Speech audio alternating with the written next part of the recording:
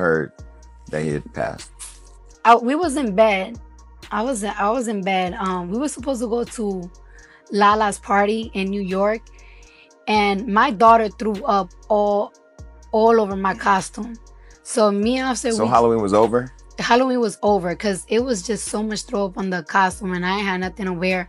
So we just fell asleep, and out of nowhere, like Offset phone kept ringing, my phone kept ringing, and like Offset picked up the phone, and he's just like, no, and he's screaming, and like he's screaming like, no, and I'm like, what's going on? And he's like, Takeoff is dead. And I'm like, and I smacked, and I said, don't say that, like, don't say that. And then he just like screaming and just throwing things, throwing up, running all over, and I was so scared. Like I was just crying so much. It was terrible.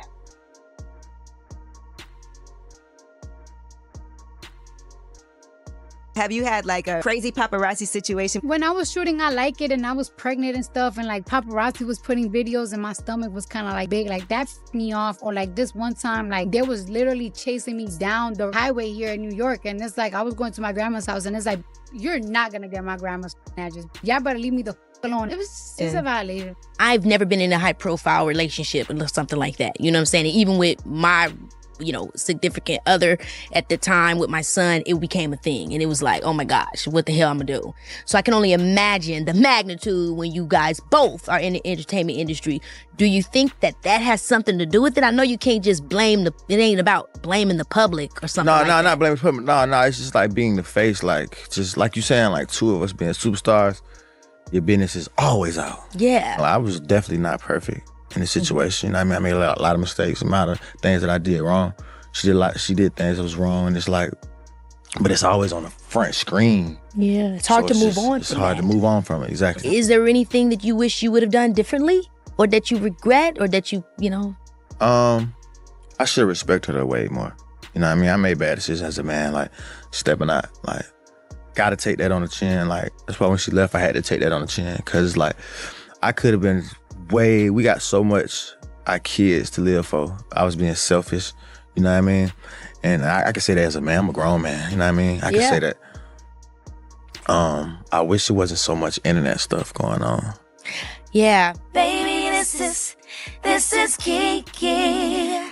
We all know you went through a very messy divorce with Offset. Were you worried about dating again? I mean, everybody kept telling me like I should have fun, and we had a little bit of too much fun, and now I'm here. One thing about like dating, you date, you feel like you're like 16 again. Well, you want to feel like you're 16. You do, but then it's like you also remember what you dealt with when you were 16. So it's like restarting again. Like one time he just told me like, let me heal you. Give me a chance for me to heal you. And it's like, okay. You got a new man. Are the sparks sparky? Sparkling, honey. 4th of July. How did you guys meet? Did you reach out to him? No, you're not supposed to reach out to a man. It was like mutual friends. I thought he was cute. I was like, oh, you gotta be mine. Are you a football fan now? Yeah, I'm a football fan, honey. I be in the screen on Sunday every day cursing people out. Pass the ball! So have you gotten to go and watch him? Not yet, because I've been preparing for my album. After this whole album thing, I'm going to every single game. Every single one of them. All right.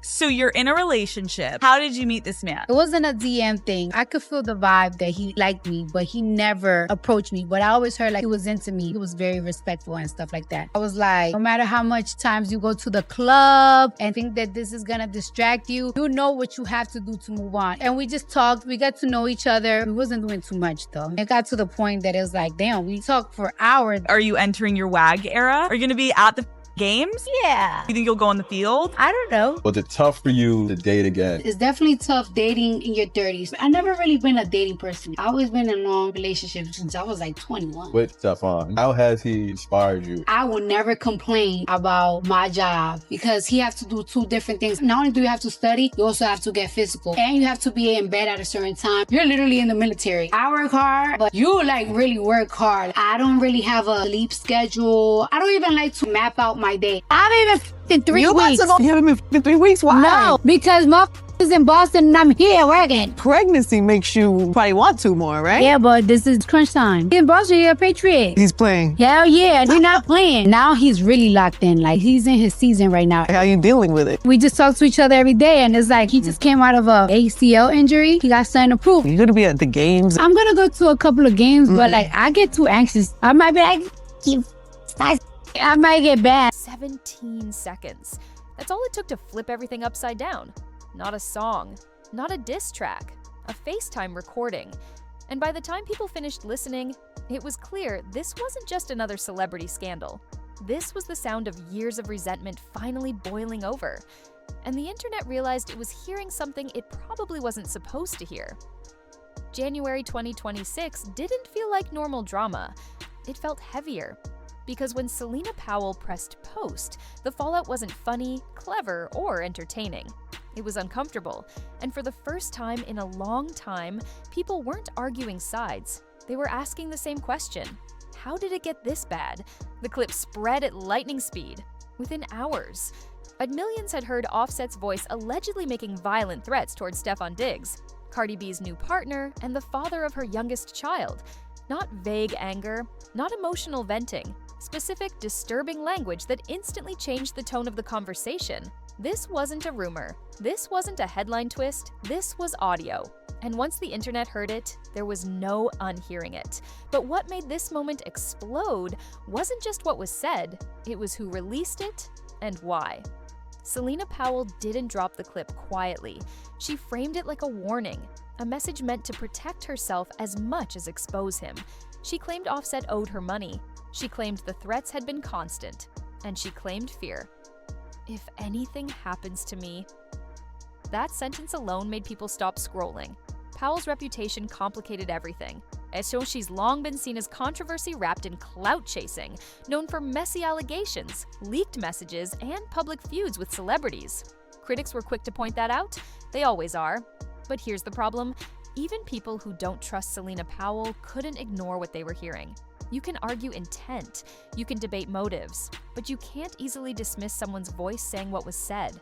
And once the clip went viral, the mood shifted fast. Because the threats weren't just aggressive, they were targeted. Threatening harm to an NFL player's knees isn't random trash talk. It's threatening someone's livelihood, their future, their body. That's when people stopped laughing. The jokes dried up, the memes slowed down, and concern took over. Especially when people remembered this wasn't an isolated incident. Offset's history with Cardi B has never been clean. From the beginning, their relationship played out like a cycle that never truly broke.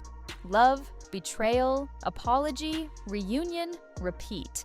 They met in 2017, secretly married, publicly exposed. Cheating rumors followed almost immediately. Cardi B tried to leave, then stayed, then left again. Then came back, for the kids, for the family, for hope. Each reconciliation looked strong on the outside, but behind the scenes, the cracks kept growing. By the time Cardi B filed for divorce again in 2024, something had shifted. This time, she didn't sound angry. She sounded tired, and when she finally moved on, it hit Offset differently. Stefon Diggs wasn't just another guy. He represented closure, a future without chaos, a version of Cardi B that didn't revolve around fixing someone else. That's when the energy changed. Shading turned into fixation. Lyrics turned into jabs. Jokes turned into obsession. There were posts, deleted captions, cryptic messages, alleged DMs asking for locations, comments that crossed lines no one should cross, especially when children were involved. Diggs, meanwhile, did the opposite of what the internet expected. He stayed quiet. No back and forth, no threats, just distance. That silence made Offset louder. And Cardi B, she started unraveling publicly in ways that suddenly made sense. Her live streams weren't rants, they were breakdowns. Her tears weren't theatrics, they were exhaustion. She talked about harassment, about not being able to enjoy her life, about feeling trapped by someone who wouldn't let go, even after the relationship was over. And when she admitted something that hit hard for a lot of people watching, that going to authorities wasn't natural for her, that culturally it felt wrong, that she tried to keep the peace, but peace never came. By the time the FaceTime leak dropped, the internet realized this wasn't fresh chaos. It was the climax of a storm that had been building for years, and once public opinion turned, it turned fast. Social media didn't treat this like entertainment, it treated it like evidence. People tagged authorities, comment sections filled with concern instead of jokes. Even longtime Offset supporters struggled to defend what they heard. For once, Cardi B didn't say much, and that silence spoke volumes. Because legally, this moment matters. Threats like these don't disappear after trending. They show up in courtrooms, in custody discussions, in restraining order requests, in decisions that affect children who never asked to be part of any of this. And beyond the legal side, there's reputation. Cheating scandals damage trust. This damaged safety perception. There's a difference between being messy and being feared. Some argued this would boost Offset's so-called bad boy image, that this kind of controversy would only add fuel to the myth, the same way scandals have always been spun into marketing and hip-hop. But the reaction told a very different story. This didn't feel edgy. It didn't feel rebellious or cool. It felt unsettling. The tone online shifted from jokes and memes to concern almost overnight. People weren't impressed, they were alarmed. Because there's a line between reckless behavior and something that feels genuinely dangerous. And to many viewers, that line had clearly been crossed. Meanwhile, Cardi's position shifted in a way few people expected. For years, her emotional moments were clipped, mocked, and turned into punchlines. Her tears were labeled dramatic. Her live streams were dismissed as attention-seeking.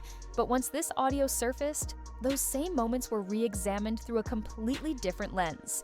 What once looked like overreaction suddenly looked like warning signs. What people laughed at before now felt like a woman sounding the alarm long before anyone wanted to listen. The narrative flipped. Not because Cardi B changed, but because the context finally caught up. Selena Powell's role in all of this remains complicated, and it likely always will. To some people, she represents chaos, someone reckless, opportunistic, and drawn to controversy like oxygen. Her history makes it easy to dismiss her intentions and question every move she makes. To others, she's seen as someone who exposed a situation that had clearly crossed a line, regardless of her past or whatever personal motives may have been involved. Both of those perspectives can exist at the same time. Real-life situations aren't clean or convenient, and neither are the people caught inside them. But no matter where anyone stands on Selena Powell, one truth is impossible to ignore. The moment that clip went public, there was no reversing the damage. The conversation shifted instantly, and the consequences were already in motion before anyone could spin it. Those 17 seconds didn't just go viral, they peeled back a curtain that had been hiding years of tension and unresolved anger. They exposed emotions that had been festering quietly, growing heavier with time, unchecked and unresolved. What people heard didn't sound like a sudden outburst, it sounded like something that had been building. And in that moment, listeners realized just how thin the line truly is between celebrity drama and real-world danger. Once that realization set in, the illusion shattered. This wasn't entertainment anymore. This wasn't internet noise or a fleeting headline. It felt like evidence of something darker, something far more troubling that had been lurking beneath the surface. The shift in tone was immediate. Jokes stopped landing. Memes lost their edge. The laughter faded into discomfort. People weren't just reacting. They were reassessing everything they thought they knew about the situation. What once looked like messy celebrity behavior suddenly carried a sense of genuine risk. That's when the story stopped being about fame and started being about safety, accountability, and consequences. And then there's Stefon Diggs. In the middle of all that chaos, he chose the one path the internet almost never rewards: silence. No public clapbacks, no threats, no posts trying to steer public opinion or reclaim control of the narrative. Instead, he kept showing up to work, staying locked in on his career, focusing on his routines, and protecting his family. In a culture addicted to reaction, that kind of restraint stands out. Sometimes silence isn't weakness, sometimes it's discipline, and sometimes it's the clearest signal that someone refuses to be pulled into a storm they didn't create. On January 2026 won't be remembered because of a single post or a viral clip.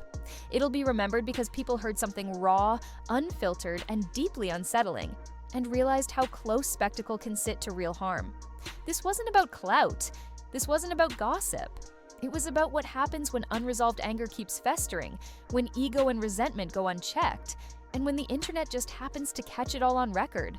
And once that happens, there's no pretending it was ever just entertainment. As the legal wheels continue turning, as public opinion keeps shifting, and as the children caught in the middle grow up watching this unfold in real time, one thing is undeniable. This story isn't finished. The fallout is still spreading. But whatever happens next, the illusion is gone, and it's not coming back. And if you want to stay tapped in as this story continues to unfold, the updates, the receipts, and the moments they don't want you paying attention to, make sure you hit subscribe and turn on notifications. More stories like this are coming, and you won't want to miss what happens next.